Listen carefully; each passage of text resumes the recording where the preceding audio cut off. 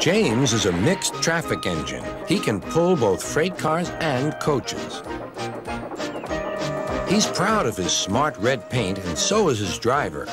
Everyone says you brighten up their day, James. One morning, James whistled loudly at the other engines. Look at me. I am the smartest, most useful engine on the line. Rubbish, replied Thomas. We're all useful. Sir Topham Hatt says so, and he's head of the whole railway. You know what, James? Added Percy. What? Replied James. You're getting all puffed up. James huffed away. Later, he was still boasting. I'm the pride of the line. I saw you pulling freight cars, snorted Gordon. You're only a goods engine. I pull coaches, too. Not as much as I do. But Sir Topham Hatt has plans for me.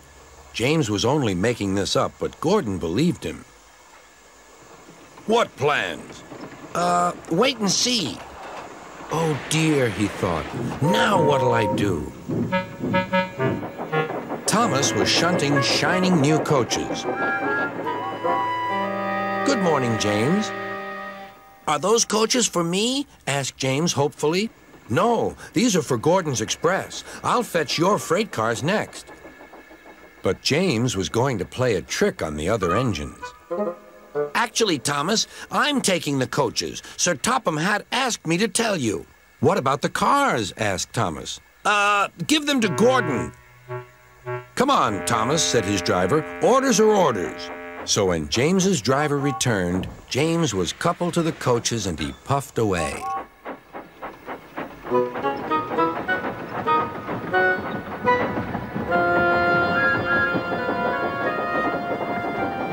Thomas returned with the freight cars, and a few minutes later, Gordon arrived.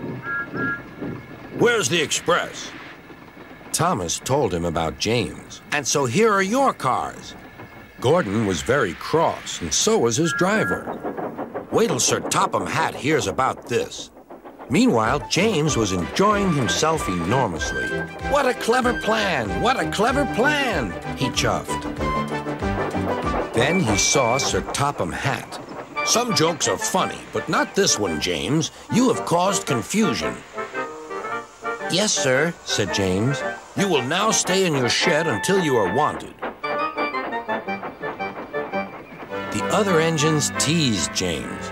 I wonder who'll be pulling the express today, said Gordon. I expect it'll be you, replied Henry. James is stuck in the shed for being silly. James felt sad. Next morning, he went back to work. Hello, whistled Thomas. Good to see you out and about again. I'm sorry I tricked you, said James. Are these my cars? Yes, replied Thomas kindly. They are pleased to have you back. James set off to the harbor with his train of freight cars. He bustled about all day, pushing and pulling them into place.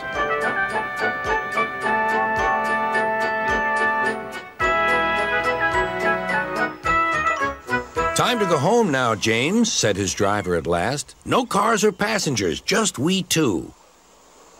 But his driver was wrong. Excuse me, called a man. I have a meeting with Sir Topham Hatt, and I mustn't be late. May I ride back with you? Of course, replied James's driver. Then he whispered to James, this gentleman is a railway inspector. James was most impressed.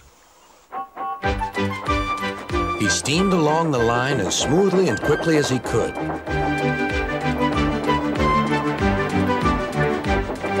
Sir Topham Hatt was waiting on the platform, and the railway inspector greeted him warmly. This clever engine gave me a splendid ride. You must be proud of him. Yes, indeed. Once again, you are a really useful engine.